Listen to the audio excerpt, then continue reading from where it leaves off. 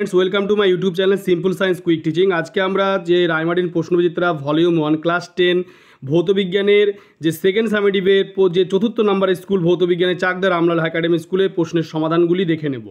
দেখতে পাচ্ছ এক মার্কের 7টি এমসিকিউ রয়েছে গ্রুপ এ তে। প্রথম যে এমসিকিউটি রয়েছে যে এসটিভিতে 5.6 লিটার অক্সিজেন গ্যাসের ভর কত যাবে 8 গ্রাম, কোনটির ওপর ধাতুর পরিবেদাঙ্গ নির্ভর করে উপাদানের প্রকৃতি, 3 দাগে প্রদত্ত কোনটি অ্যাম্পিয়ারকে প্রকাশ করে volt ohm two the power -1।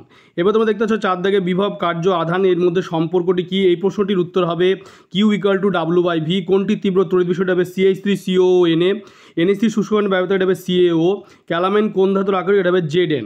এই প্রশ্নপত্রের উত্তরগুলি তোমাদের প্রশ্নপত্রের শেষে করে দেওয়া রয়েছে, যাদের বইটি নেই তাদের জন্য উত্তরগুলি করে দেওয়া হলো।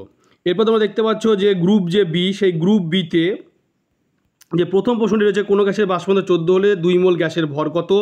এই প্রশ্নটি দেখতে পাচ্ছ আণবিক গুরুত্ব সমান 2 গুণ বাষ্প ঘনত্ব, তাহলে 2 গুণ 14 সমান 28।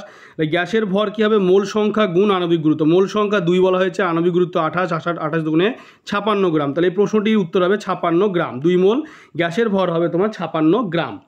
এরপরে নেক্সট যে প্রশ্ন রয়েছে যে এনটিপিতে 67.2 লিটার অক্সিজেন গ্যাসের মোল সংখ্যা কত। এই প্রশ্নটির উত্তর হবে 67.2 আছে, অক্সিজেন গ্যাসের মোল সংখ্যা হবে 67.2 ভাগ 22.4 লিটার, ভাগ করলে তুমি পাবে 3, তাহলে মোল সংখ্যা হলো 3। এরপরে যে প্রশ্ন রয়েছে যে গ্যাসের চাপ পোষণ গুণাঙ্কের মান 2.2 দাগে, এটা হবে গ্যাসের চাপ পোষণ গুণাঙ্কের মান হবে gamma V equal to 1/273 degree Celsius to the power -1। এরপরে নেক্সট যে প্রশ্ন রয়েছে যে তোমার কোশ্চেন রয়েছে যে এসআইতে দৈর্ঘ্য পোষণ গুণাঙ্কের একক লেখো। এসআইতে দৈর্ঘ্য পোষণ গুণাঙ্কের একক হচ্ছে তোমার কে টু দি পাওয়ার -1 এবং সিজেস পদে যে degree Celsius to the power -1। এরপরে নেক্সট যে প্রশ্ন রয়েছে যে সুইচ লাইভ তারের সঙ্গে যুক্ত থাকে, এই প্রশ্নটি 2.4 দাগে যে প্রশ্ন হচ্ছে সত্য, সুইচ লাইভ তারের সঙ্গে যুক্ত থাকে। এবার নেক্সট যে প্রশ্ন রয়েছে যে 2.5 দাগে বৈদ্যুতিক মোটরের ঘূর্ণন কোন নীতি মেনে চলে, বৈদ্যুতিক মোটরের ঘূর্ণন ফ্লেমিংয়ের বামস্ত নিয়ম মেনে চলে। এটা তারপরে হচ্ছে তাপবিদ্যুৎ উৎপাদনের সময় কোন শক্তি কোন শক্তিতে রূপান্তরিত হয়, তাপবিদ্যুৎ উৎপাদনের সময় তাপ শক্তি বৈদ্যুতিক শক্তিতে রূপান্তরিত হয়। এবারে নেক্সট যে প্রশ্ন হচ্ছে 2.6 দাগে তড়িৎ বিশ্লেষণের সময় কোন তড়িৎদ্বারে বিজারণ ঘটে, তড়িৎ বিশ্লেষণের সময় ক্যাথোডে বিজারণ ঘটে।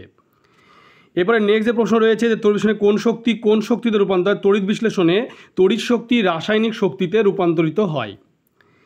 এবার নেক্সট যে প্রশ্ন রয়েছে যে সোনা তড়িৎ লেবনের তড়িৎ বিশ্লেষণ হিসাবে যে পদার্থ নেওয়া হয় তার নাম ও সংকেত লেখো। তো সেটা হবে যে সোনা তড়িৎ লেবনের তড়িৎ বিশ্লেষণ হিসাবে নেওয়া হয় পটাশিয়াম অরোসায়ানাইড KaUCN2। এরপরে নেক্সট যে প্রশ্ন রয়েছে যে ওলিয়ামের সংকেত লেখো। ওলিয়ামের রাসায়নিক নাম হলো পাইরোসালফিউরিক অ্যাসিড, সংকেত হলো H2S2O7, কাঁসার উপাদান হলো কপার এবং টিন, 80% কপার, টিন হচ্ছে 20%। এরপরে নেক্সট যে গ্রুপ সিতে দুটি সমপরিমাণ তড়িৎধান বায়ুতে 10 সেমি দূর থেকে পরস্পরের উপর 50 মেগাওয়াট বিকর্ষণ বল প্রয়োগ করে, আধান দুটির পরিমাণ কত। আধান ধরে নিলাম কিউ, দূরত্ব হচ্ছে R = 10 সেমি আর F সমান 50 মেগাওয়াট। ওই 50 মেগাওয়াটকে ডাইন করার জন্য 10 টু দি পাওয়ার -3 ইন্টু 980 করতে হবে। এবার F সমান কি জানি আমরা কুলম্বের সূত্রে 1/K Q1 Q2/R², তাহলে F এর জায়গায় বসে গেল 15 × 10 two the power -3 980 R 1/1 Q1 Q2 সমান আমরা Q ধরেছি, আর R এর যেহেতু তোমার বর্গ করেছে 10² মানে 100 হয়ে যাবে। Q² = কি হয়ে গেল 50 × 10 to the -3 × 980 গুণ 100।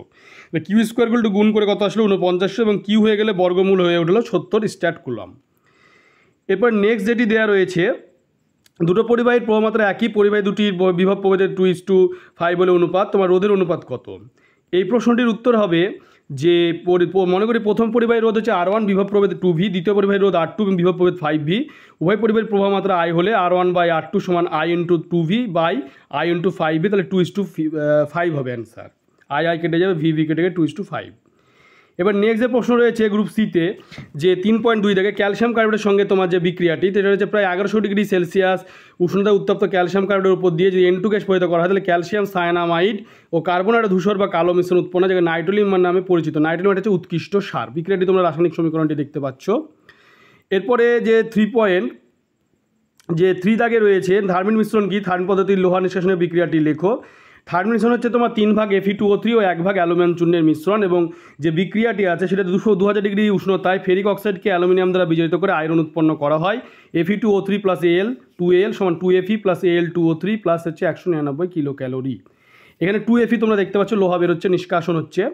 এরপরে গ্রুপ সিতে রয়েছে অ্যালুমিনিয়াম এবং কপারের একটি করে তোমার আকরিকের নাম সংকেত। তোমরা অ্যালুমিনিয়ামের আকরিক এবং কপারের আকরিক তার নাম সঙ্গে দেখছো Al2O3 2H2O, যেটা হচ্ছে bauxite. Corundum Al2O3, ক্রায়োলেট Na3 AlF6 এবং এটা কপার, যেটা হলো অ্যালুমিনিয়াম। কপার হচ্ছে কপার পাইরেটেস বা চ্যালকোপাইরেটেস Cu2S Fe2S3 বা CuFeS2।